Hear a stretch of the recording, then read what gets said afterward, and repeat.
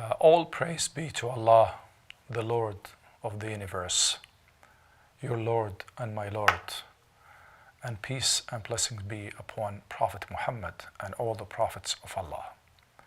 I welcome you again to this episode of your program, Glimpses from the Life of the Prophet Sallallahu Alaihi Wasallam. I just wanted to remind you that in the previous episode, we started talking about one aspect of the character of Prophet Muhammad Sallallahu Alaihi Wasallam, which is gratitude, being thankful for whoever has contributed to him personally or to his message. Here we start with a story that took place within the house of the Prophet, but within the house of Aisha. Aisha reported that while sitting with the Prophet Sallallahu Alaihi Wasallam, somebody was knocking at the door. The Prophet sat down and said, "Oh, it sounds like the way Khadija would seek permission to come into the house." Aisha became angry, became jealous. She said, "This is a woman, an old woman that Allah compensated you better than her," meaning herself. The Prophet ﷺ looked at Aisha and said, "Aisha," and we know how much the Prophet loves Aisha, but here is a point of truth. He had to show gratitude to that woman who has contributed greatly, not only to the Prophet, but to you and me and to humanity at large by taking care of him.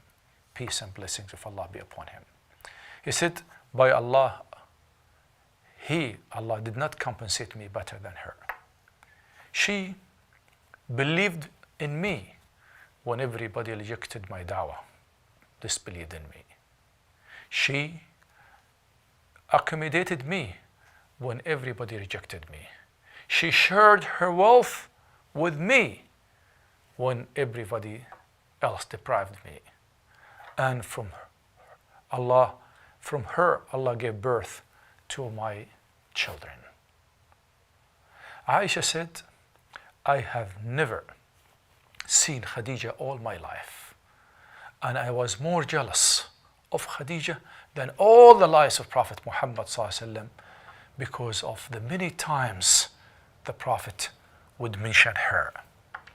Anyway, that lady that was knocking at the door of Prophet Muhammad ﷺ was no other than the sister of Khadija, Hala bint Khuwaylid. May Allah be pleased with her. This is an indication of how the Prophet ﷺ was thankful to Khadija even after her death, to the extent that Aisha said, whenever the Prophet ﷺ would slaughter a goat or a sheep, he would take parts of it and say, "Give it to the friends of Khadija." Though Khadija was dead, but Khadija was living with the Prophet ﷺ with her sacrifices for this way, for this deen, for you and me. Another incident with a non-Muslim in the Battle of Badr, when the Prophet ﷺ captured about 70 of Quraysh as prisoners of war, and many of their relatives started negotiating of sending ransom for them. He looked at them and said, "By Allah, if Al-Mut'im ibn Adi was alive and he asked me for you to free you, I would free you." Why? Al-Mut'im ibn Adi died as a non-Muslim anyway, but he gave a favor to Prophet Muhammad sallallahu alaihi wasallam one day. When the Prophet sallallahu alaihi wasallam was driven out of Mecca, he was looking for another haven, for another territory in which he will spread his da'wah. He went to Taif, and he was rejected, and he was afraid to go back to Mecca unprotected, especially after the death of his uncle Abu Talib, who used to provide him with protection. Al-Mut'im ibn Adi knew about that. he immediately went to Quraysh and said, I am the one who will be protecting Muhammad. If anybody would touch him or harm him, he would be harming me. The Prophet ﷺ did not forget that incident.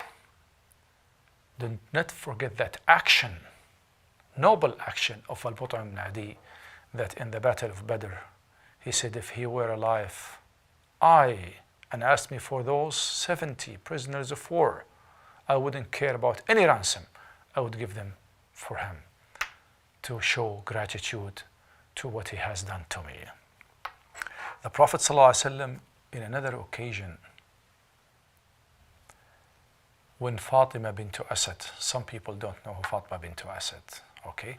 Fatima bint Asad was the mother of Ali ibn Abi Talib and Al-Fadl. And she took care of the Prophet ﷺ when his mother passed away.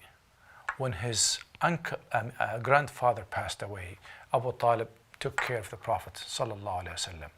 And this lady, as the Prophet said, she would treat me better than treating her own children.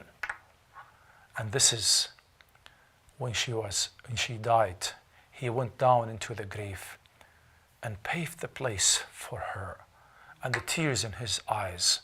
And when he was asked for that, he said, she was my mother after my mother. These are just aspects of the life of Prophet Muhammad ﷺ that I'll try to bring into your lives and my life. May Allah forgive us all and grant us the ability to follow his path. Assalamu alaikum.